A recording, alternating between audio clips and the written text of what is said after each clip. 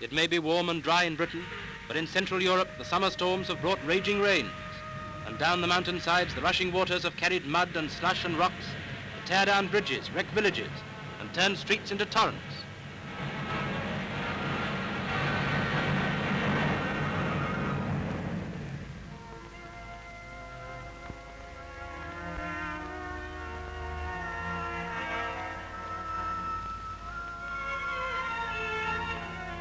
Which only goes to prove that in her rougher moods, nature is still unconquered.